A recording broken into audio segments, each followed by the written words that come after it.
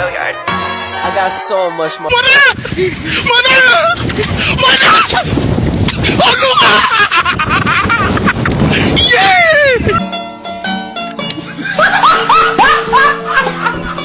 Are you ready, kids? Aye, aye, Captain! I can't hear you. Aye, aye, Captain! Oh! Fucking design on right now. Break it down, bring it back, make it clap. I got 3 old thoughts, new block, where that thing. Bitches on my line, and you know Bung Karno galau.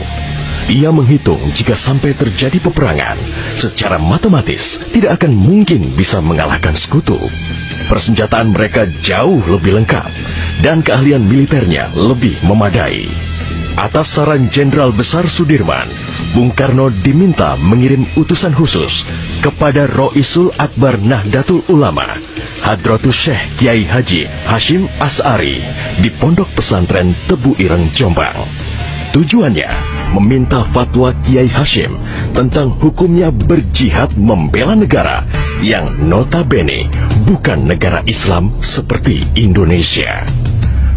Kiai Hashim lantas memanggil Kiai Haji Wahab Hasbuloh dari Tambak Beras, Jombang.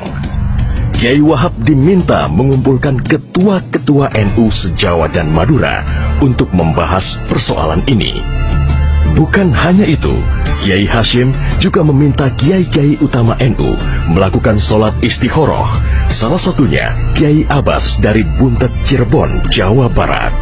21 Oktober 1945, seluruh delegasi NU se-Jawa dan Madura telah berkumpul di kantor pusat Ansor di Jalan Bubutan, Surabaya. Kiai Hashim memimpin langsung pertemuan tersebut dan kemudian dilanjutkan oleh Kiai Wahab. Setelah melalui diskusi yang cukup panjang dan mendengarkan hasil istikharah para kiai utama NU, esok siangnya, tanggal 22 Oktober 1945, pertemuan menghasilkan 3 rumusan penting yang kemudian dikenal dengan istilah Resolusi Jihad NU. Pertama, setiap muslim, tua, muda, dan miskin sekalipun, wajib memerangi orang kafir yang merintangi kemerdekaan Indonesia. Kedua, pejuang yang mati dalam membela kemerdekaan Indonesia layak dianggap syuhada. Ketiga, warga yang memihak kepada Belanda dianggap memecah belah persatuan dan oleh karena itu harus dihukum mati. Dokumen resolusi jihad ditulis dalam huruf Arab Jawa atau pegon, ditandatangani Kiai Haji Hashim Asy'ari, disebarluaskan ke jaringan pesantren, tak terkecuali kepada komandan-komandan Laskar Hizbullah dan Sabilillah di seluruh penjuru Jawa dan Madura. Dokumen resolusi jihad juga dimuat di sejumlah media massa pergerakan masa itu. Hanya berselang 3 hari pasca resolusi jihad dicetuskan, 6.000 tentara sekutu mendarat di Pelabuhan Tanjung Perak, Surabaya dengan persenjataan lengkap.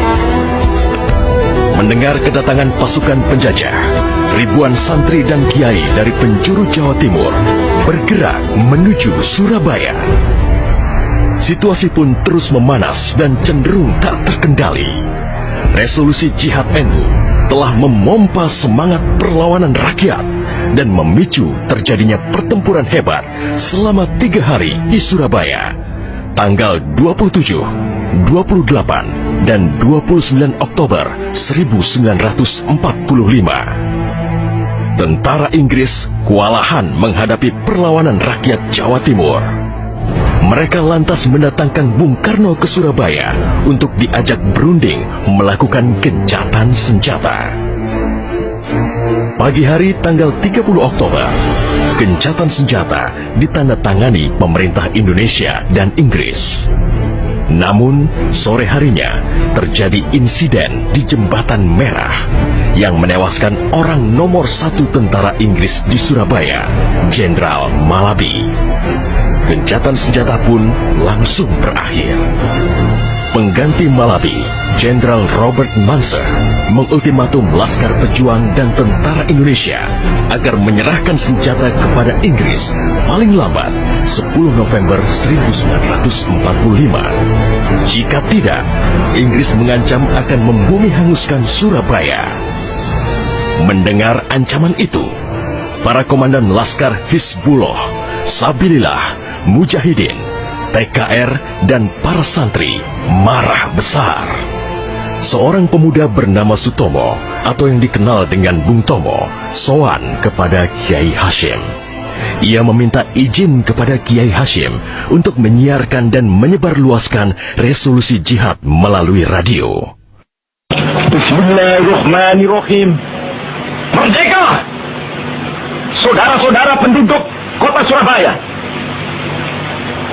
kita semuanya telah mengetahui bahwa hari ini tentara Inggris telah menyebarkan pamflet-pamflet yang memberikan suatu ancaman kepada kita semua.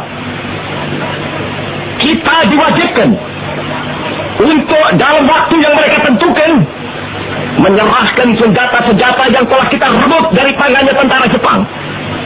Tetapi inilah jawaban kita. Selama banteng-banteng Indonesia masih mempunyai darah merah yang dapat membuat secarik kain putih, merah dan putih, maka selama itu tidak akan kita mau menyerah kepada siapapun juga. Allahu Akbar, Allahu Akbar, Allahu Akbar. Merdeka!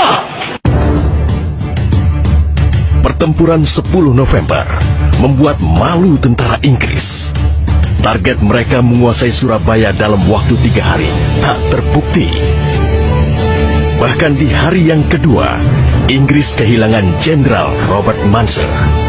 Artinya, dalam 1 bulan menghadapi arek-arek Surabaya, mereka sudah kehilangan 2 jenderal terbaiknya.